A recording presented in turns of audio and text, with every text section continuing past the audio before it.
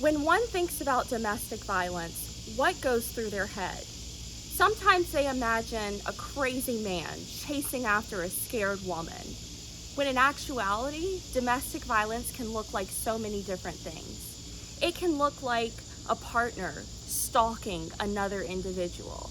It can look like somebody who you live with, that you've had a child with, who decides that they want total and complete control over you. It can look like somebody demanding submissiveness. It can also look like somebody taking control of another person's finances while they're in a relationship. You see, domestic violence has so many faces, and today we're going to explore a little bit about what makes domestic violence unique in South Carolina and how does it impact Black women in particular. Now, as we go throughout this, you're going to hear from so many different stakeholders who work with domestic violence survivors. We have one individual from Pathways to Healing, formerly known as the Sexual Trauma Agency.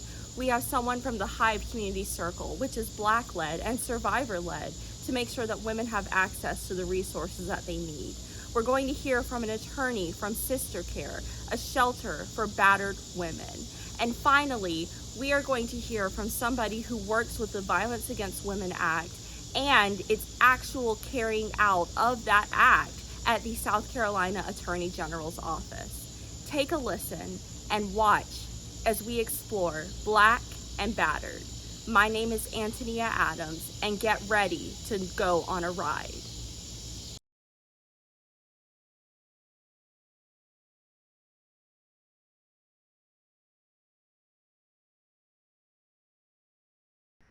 SisterCare has been around for a long time. We've been around. We were established in 1981, and we have been sort of the models of advocacy for women and their families who are survivors of domestic violence. And through the years, we originally developed from the idea of providing services to women who were fleeing and needed to get to safety. Well, I am the director of a program for the incarcerated victims. And so my program specifically focuses on advocacy for survivors of domestic violence who have been convicted of a crime against their abuser. So I work with women who are typically serving either a very long sentence or a life sentence for either murder or involuntary manslaughter, some involuntary manslaughter, but mostly voluntary manslaughter and murder.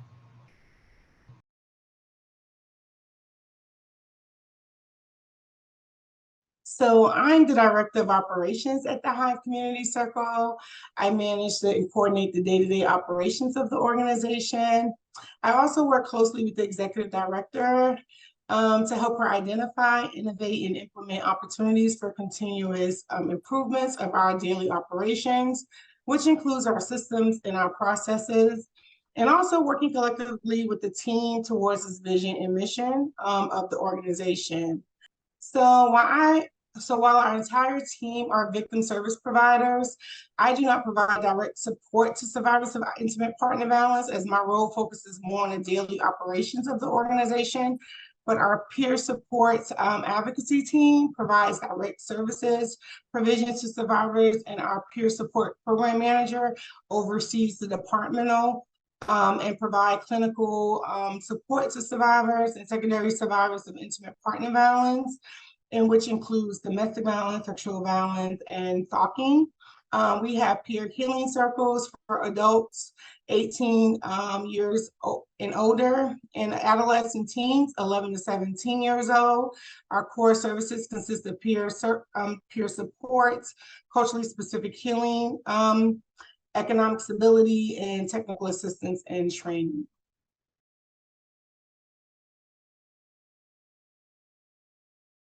I am the executive director at Pathways to Healing, and I've been here for almost 4 years, believe it or not. It does not seem like that long. It seems like yesterday when I started. So I'm really responsible for all of the agency, what we do, making sure that we achieve our goals in our strategic plan, and focusing really on community. That's been my focus since I've been here, is to really make sure that we are out in the community, that we're serving people, especially underserved populations that are less likely to report. So really just connecting with survivors in the community and educating people that this is an issue. It's a very widespread issue. It does not discriminate. It impacts every person that you come in contact with. Either directly they're a survivor or they know somebody that's a survivor. So that's my goal here, is to really connect with community and make sure that we run a solid program and a trauma-informed program where there are no barriers for people to come in and report if they need to. So we really take a 3-tiered approach to sexual violence. What we do in our crisis phase is we have crisis advocates who go to the hospital for hospital accompaniments for people going in for a forensic medical exam. We also have a 24/7 hotline. So anybody can call that hotline, whether they're a survivor, a primary survivor, or a secondary survivor, which we refer to secondary survivors as any loved one of that person, because we know that it does not just impact that victim, it impacts their whole support network. So it's available 24/7 for anybody who is struggling, anybody who just needs to talk to somebody, anybody who just needs help or information about services. So that's kind of the crisis phase of what we do. For our advocates, they also do a lot of personal advocacy and legal advocacy if that's needed. So going to the police department to make a report, or we have such a strong relationship with law enforcement. We have law enforcement officers who can come here to take a report, because we know that that is often a barrier for people too, because it's really intimidating to go after you're a victim of crime to a police department and report all of those terrible things that happen to you. So we really have this warm atmosphere here where law enforcement can come here and take reports, which has been, we believe that it has really increased reporting, which is the goal. So after the crisis phase, we also have individual counseling, if people are ready for that. So we do 6 to 9 months of trauma-focused CBT, and we have licensed therapists, and we also do EMDR, if you're familiar with that. It's eye movement desensitization reprocessing, and I hope I said that right. But it really is very trauma-focused. It helps people overcome that trauma and work through some of the toughest situations in their life. And then the 3rd tier, we are really proactive. That's kind of our reactive way of addressing survivors. We have our proactive program, which is primary prevention. So we go into schools and in community organizations, whether it's a church, whether it's a youth facility, a family center. We go in and we educate people about sexual violence. What is it? What are the signs and symptoms? We go into some of the victimology and why these things continue to happen, just that cycle of violence. So we teach about that. And what's really important is that we teach kids, I say people age 3 to 103, because everybody can be educated about sexual violence. But we teach kids about, this is your body and this is your space. You can protect yourself. You can say no to a hug. You can say no to a touch. That's okay. You can set that boundary. So we try at a very young age to set children up to have really healthy boundaries. And then we go all the way up into high school and talk about dating violence, unhealthy relationships, the cycle of abuse, just to let them know that these are issues that they can look for in their relationships. And we teach them healthy conflict resolution. And a lot of people, if you grow up in a dysfunctional situation, you think that's normal. And so our goal is to get in there and really teach people what is a healthy relationship versus what is unhealthy. And it's really impactful. every time, I would say almost every time that we go out into a classroom, we get some type of disclosure of sexual abuse, whether it's, hey, this has happened to me, or this has happened to somebody that I know. And that shows me it's good and bad, right?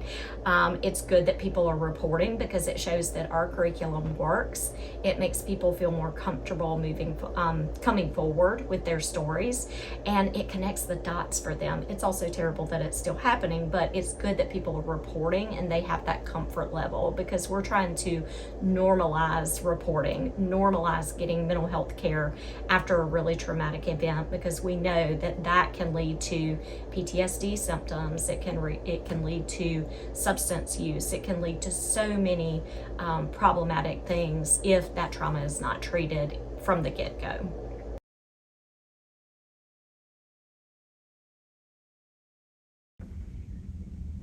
Okay, what do you do at the Attorney General's office? So I am the Deputy Director of our Violence Against Women Act program in the South Carolina Human Trafficking Task Force at the Attorney General's office.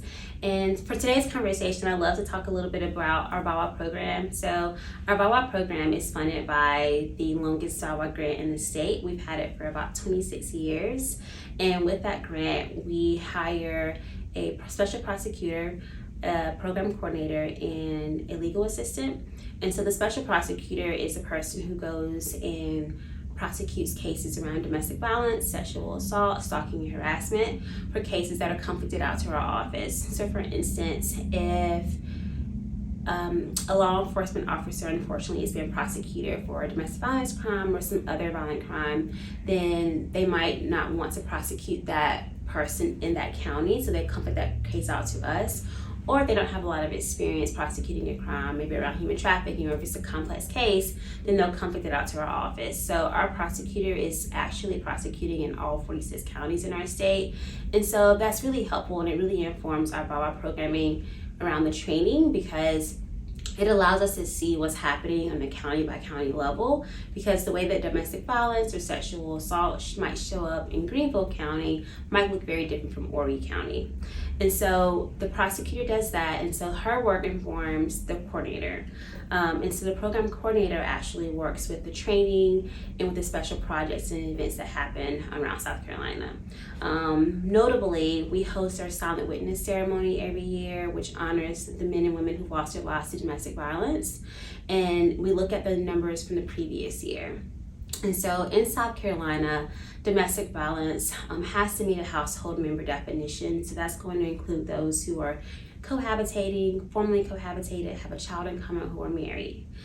While that definition is limiting, it does give us a baseline for what we're looking for. And so it's really important for us to make sure that law enforcement officers, judges, prosecutors, victim advocates have a really great sense of how to prosecute these crimes, how to investigate them, so that we're doing it the same way across the state. We like to make sure that our work is trauma informed, and it's really directed by the legislation and also about what's happening in the community. The program coordinator also works with what we call our domestic violence coordinating councils, and also our sexual assault response teams.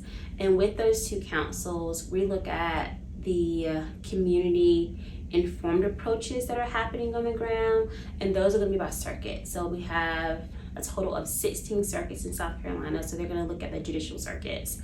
And so they combine several counties. For instance, in Richland 5 and the 5th Circuit, we have Richland County and Kershaw County. Those two parts of the work of the state come together to look at the ways in which domestic violence is showing up in those judicial circuits, how we respond to it, and also what are the consequences of those crimes. And so domestic violence and sexual assault both have their separate councils, but they do work really well together because sometimes there is some overlap. Yes, so the sexual assault response teams are situated in all of the 16 judicial circuits throughout the state. Oftentimes they're led by local domestic violence and sexual assault agencies, but sometimes we do have people from law enforcement or from the children's advocacy centers who might also lead those groups. The VAWA program coordinator is the person who's going to provide technical assistance to those groups to make sure they have longevity and are actually meeting their short and long-term goals for the year. With those groups, we try to ensure that we're bringing everyone together, whether the person's going to go through healthcare, whether they're going to go through law enforcement or a victim advocate, or whatever services a victim might need as a result of going through a sexual assault. We try to make sure that we have all the stakeholders at the table.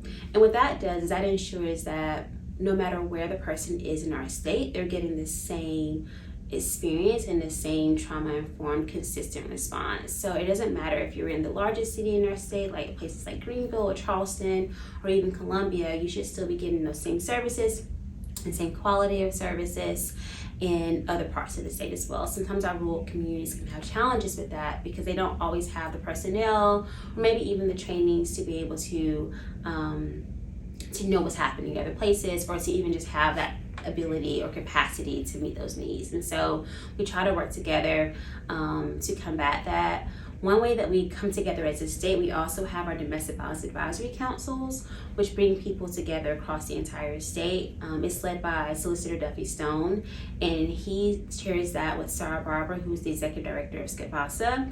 And so they bring us all together to identify needs and responses to domestic violence across the state. And they do sometimes intersect with sexual assault because we know that sometimes those things can co-occur. And we send those recommendations to the General Assembly as well. We are going to take a listen to somebody that actually is a domestic violence survivor. Now, the identity has been concealed in order to protect the identity and the safety of the survivor. However, we're going to learn about how this person made an escape plan, how they understood that they needed to get away, and what the actual relationship looked like. You see, domestic violence doesn't start out scary. It turns into something that is a nightmare after they've been sold a dream. Let's take a listen.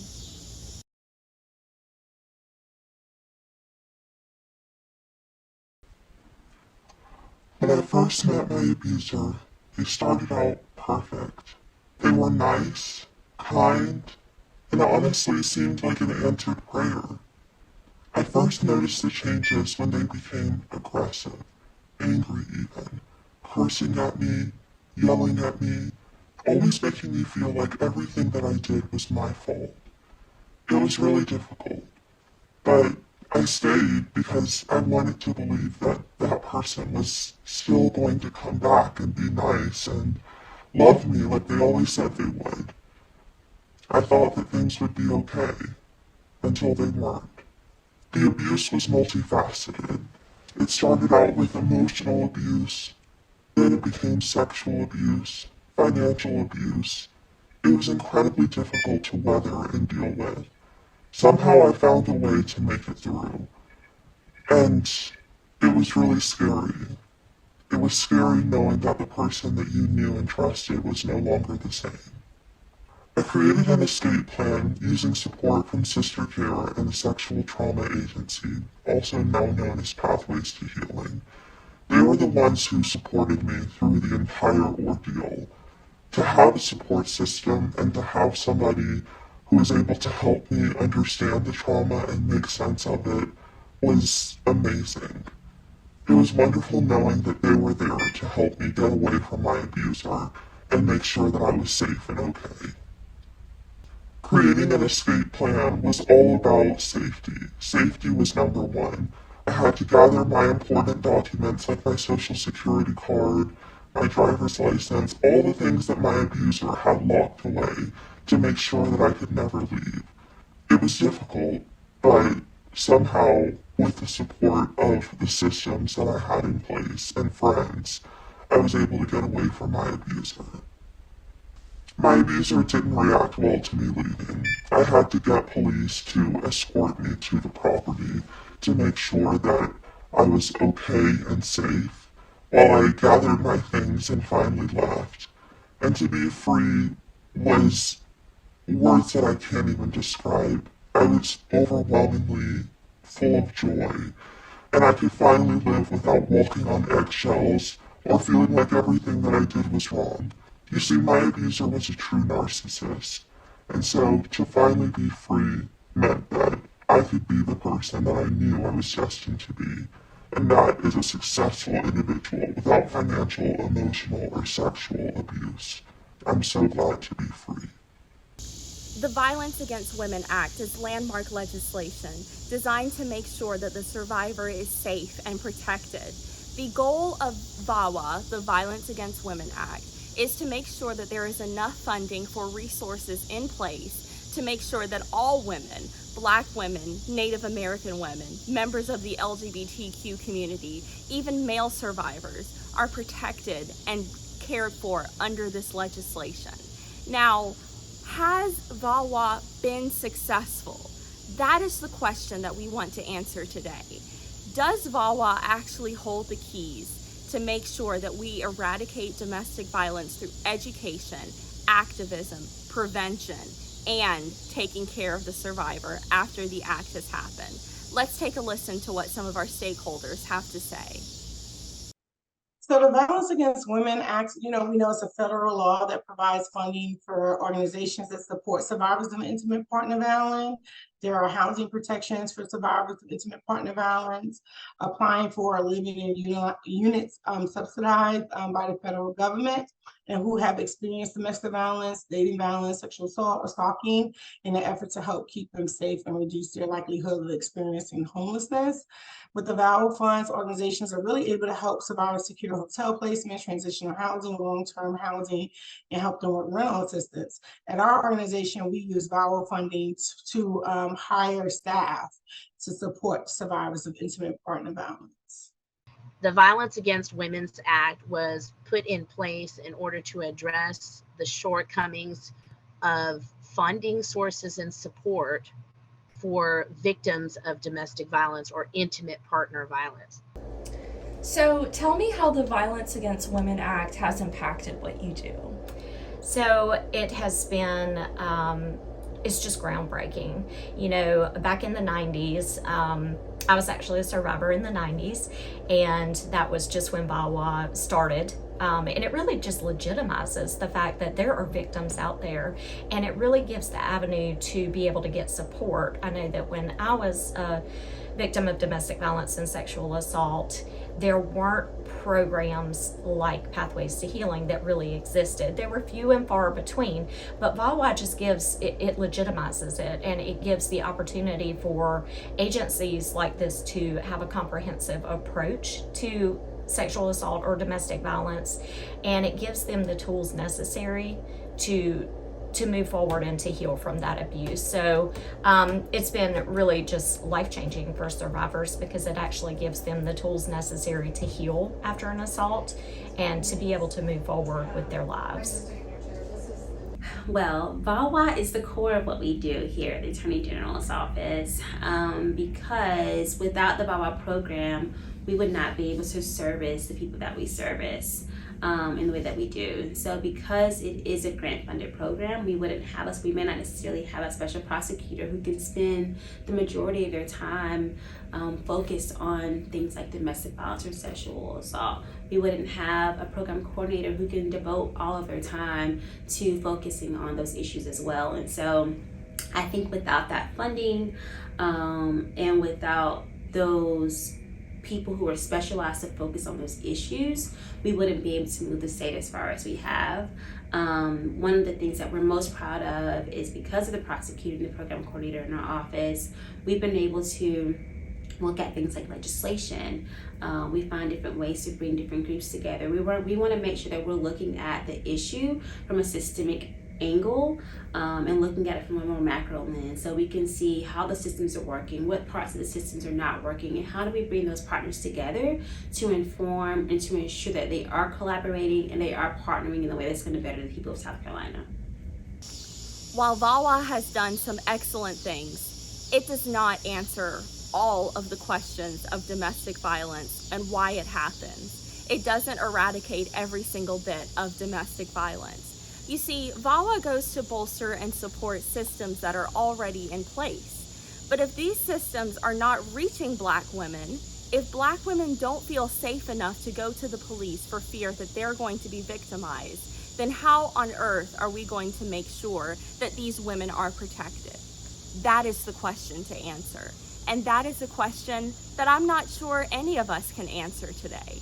However, we can understand that working through VAWA and working through the channels by creating organizations like the Hive Community Circle and having advocates at Pathways to Healing to make sure that women can report when things happen to them is key in prevention and reducing the amount of domestic violence that we see. Yeah, women of color are disproportionately impacted by intimate partner violence and are more likely to experience more severe types of violence, and they're less likely to self-report violence, right? According to the Violence Policy Center data from 2020, when men murder women, it was noted that Black females were murdered by males at a rate nearly 3 times that of white females. And in 2020, Black females accounted for only 14% of the female population in the United States, yet we represented 31% of females killed by a male in a single offender incidents where the race of the victim was known was Black. So Black females were killed by males in the course of an argument, most commonly with a firearm. Women of color also experience psychological abuse, which lasts long after the perpetration has ended, and they're less likely to self-report intimate partner violence. They're just less likely to self-report. So yes, women of color are disproportionately impacted. When it first came out, it was really rigid. You know, it was the rules were such that you couldn't become a recipient of whatever funding or benefits as a result of VAWA unless you could establish evidence showing that you were actually married. But they have since, it was the way that the act was developed, it has to be reauthorized every 5 years. And so I think the last reauthorization was in 2022. And so every 5 years it has gone through an evolution. And so we have seen it improve. So I would say that, well, the first thing that pops in my mind is funding. Funding is always an issue. There's never enough to go around for victims. They're just so many. And I would say that that's one limitation that we face all the time, because the funding just waxes and wanes. You never know what type of federal funding is going to be available, and we rely very heavily on donations. Of course, we have 2 fundraisers every year, so we really have to play the nonprofit game, so to speak, and figure out where that funding is going to come from, because we want to make sure that it's sustainable for our survivors and make sure that these services just never go away. VAWA has done a really great job at ensuring that it's catering to marginalized groups. Since VAWA was authorized, it has not always done that, but over the years we've looked at the disproportionate impact it has on people like people who are from same-sex couples, so we're including the LGBTQ community, Black and brown people, those who might experience trafficking or sexual assault. Most recently, they actually included human trafficking as part of what might look like in domestic violence or sexual assault, because sometimes those things still co-occur. They're also looking at not just the populations themselves, but also their lived experiences. So as a result of domestic violence and sexual assault, we know people face a huge financial toll at times. And so they're looking at funding places like homeless shelters, things that people might need to help them get back to the place that they were before, or where they might want to be in the future. And so I think VAWA has done a great job at reevaluating the grant each time it's authorized by including more populations, and that really makes me hopeful for where it's going to go next. The downside to that is it's taken VAWA a very long time to include those populations. So because they haven't always been there, we're a little bit behind in including different and more groups that need to be recognized as well. People like, elderly people. People don't oftentimes think that domestic violence or abuse happens to elderly people in those intimate partner relationships. But I can tell you, even just from my work here in South Carolina with our silent witness ceremony, we always have elderly victims of domestic violence, homicide, unfortunately. And so we've really got to take a really keen look at how do we include as many populations as possible, but also like how do we equip the agencies that are working in the state to serve them as well. And so the funding piece can be challenging. And so VAWA does give out millions of dollars every year, but because we're including more populations and more services, we do need to increase in funding as well. And so I think the challenges around VAWA are probably going to be increased funding. Although the funding has stayed pretty consistent, it does need to increase a lot more, but also looking at the way in which VAWA is supporting those agencies who are working with those populations. And then, yeah, I think that would be what I would say. Research and data show that domestic violence numbers are decreasing.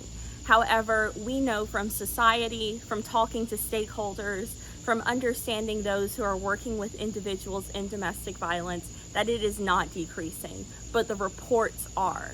Why is that? Why do we see this discrepancy in the real world versus reports? Now, if we take a look at the COVID-19 pandemic, we understand that we were living in a different world.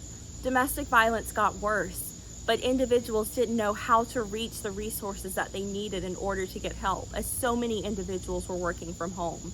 We've only seen it get worse. We've only seen domestic violence continue to steadily increase. And what we need to do is make sure that we have the resources in place to help women and men who are survivors, who are currently victims and don't know how to get the help that they necessarily need.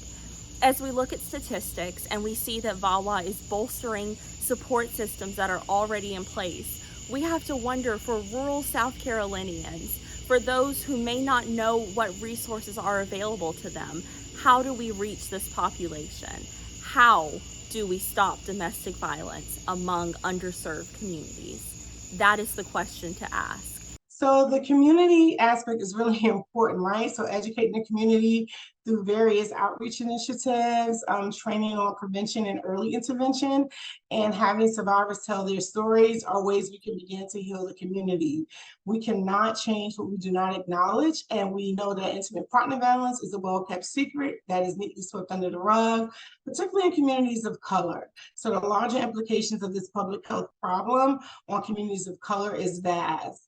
Therefore, we must take a more intersectional approach to this work is needed. So we definitely need to take a more intersectional approach, meaning that, we're collaborating with other partners that provides other types of resources for the community. We need to know the resources in the community, and we have to build those collaborative relationships. We do. I think that women of color the statistics show that women of color are less likely to report to law enforcement and less likely to come forward to a rape crisis center. And we could go into lots of other statistics about just socioeconomics. People with fewer resources are less likely to get the services that they need, and that's why at Pathways to Healing we do everything free of charge. All of our services are totally free of charge. We want there to be absolutely no barrier. So the other thing that we do is, we were talking about education. I think it's really important to educate communities, number one, that we exist. We recently changed our name to Pathways to Healing from Sexual Trauma Services of the Midlands, which again was to reduce barriers, because a lot of times people would hear sexual trauma services and that makes them not want to come into a rape crisis center. So we changed the name. So we are really adamant about getting out there, letting people know that we exist, that we're 40 years old, we're not a new nonprofit, that we do the same thing, but to also emphasize that all of our services are free. So, and I think a lot of people, that's a barrier. It's like, yeah, I can't really afford mental health counseling right now, but all of our services are free. So we actually employ an underserved survivor advocate, and the goal of that program, or that goal of that position, is for her to go out in the communities to meet with women of color, to meet with people who are living in very vulnerable situations, to improve their comfort level with coming forward and to build trust in those communities, to make sure that they have those resources available as well. So the other thing that we've done with that position specifically is that person works directly with law enforcement, because we know that disproportionately women of color report less to law enforcement because of distrust. So one of the things that we have done is we work with Richland County Sheriff's Department. We have an amazing relationship with them, where that underserved advocate is actually housed within the Sheriff's Department. Yeah, and we're the first in the nation that we know of, we're going to claim that has that type of setup, with a rape crisis center actually being embedded in a law enforcement setting. And it works just so beautifully, because if somebody comes in and they're in crisis, we know that we're there, and law enforcement knows that we're there to get that person out of that crisis moment, because their memory recall is going to be better, which makes better cases, and it helps the investigators. So, and the other thing that has come out of that relationship is we're also available to support the officers. They are re-traumatized every day because they see this stuff all the time. So there's that vicarious trauma that they experience. So we're there to support them as well, not just support the victims who come in to report. And we also do a lot of training with law enforcement to make sure that they understand trauma-informed approaches, and they understand that their first interaction with a survivor can make or break a case, and it's all about believing that victim and the wording that goes along with, even if we're not able to bring charges, explaining that in a trauma-informed way. It's not that we don't believe you, it's that we don't have enough probable cause to move forward. And I think that really makes people feel more comfortable reporting to law enforcement. And we've had situations where victims were very hesitant to report to law enforcement, but they saw that our relationship was so strong with Richland County Sheriff's Department that they trusted us enough to know that we trusted law enforcement, and it made them comfortable enough to come forward. We had a case earlier this year with a serial rapist, and we had one survivor. I use victim and survivor interchangeably. We had one victim who came in, she got a forensic medical exam and did an anonymous rape kit. And she was very hesitant to report to law enforcement because she had had such a bad experience in the past because she was victimized before. And after about 2 weeks of her coming in and getting follow-up services with us, she came in on a Friday afternoon and said, "I'm ready to report to law enforcement."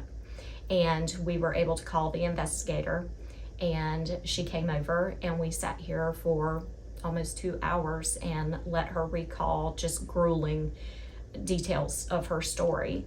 And after that, there was an arrest made.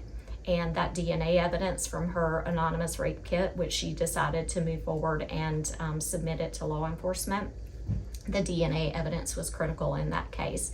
So again, I think it's really important to show that we work with law enforcement. We take a collaborative approach, but we also take a community-based approach to make sure that we are connecting the dots for that survivor and having the best outcome as possible. Absolutely. Yes, there is unfortunately a disproportionate impact of women of color when it comes to domestic violence and sexual assault and all the other crimes that we've mentioned today. And that has been really challenging for me to realize, but it also really creates the momentum behind this work for me, because as a person of color, as a Black woman more specifically, it's really important that the communities that I live in and that I thrive in on a daily basis, and the one that I want to raise my children in, are both healthy and safe now and in the future. And so what we've seen through our silent witness ceremony data is that oftentimes women are disproportionately represented, but we also have a disproportionate representation of Black women or Black people as well. And so, for instance, we have had data, we might have around 41 or, between 41 and 50 domestic violence homicides in South Carolina. And each year we have about 30 to 40% of Black people who are represented. And of that, we have about 70% who are women.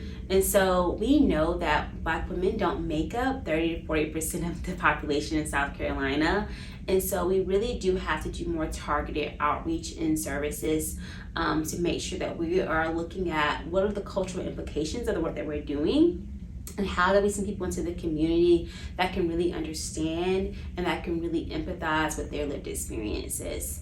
And so that is why the work that I do at the Attorney General's office is so important, because I can bring a piece of that to the work. And although Black women are not a monolith, but I do think I have a piece of perspective that can really help move us into more safe communities. Now, do I see a disproportionate a disproportionate amount of women of color who are charged and convicted and brought into the system? Absolutely yes. As we can see, domestic violence is truly terrifying. It is the act of somebody attempting to gain control over another individual, and that is not okay. But what's most important is that we have individuals and advocates working in place to do the work, to make sure that there's education and prevention strategies in place. It's not perfect by any means, and we can't say that it's going to be for a long time, but we know that we can chip away at the block and make sure that we're doing the work necessary to eradicate domestic violence. Thank you so much for watching Black and Battered, and I hope you have a wonderful day.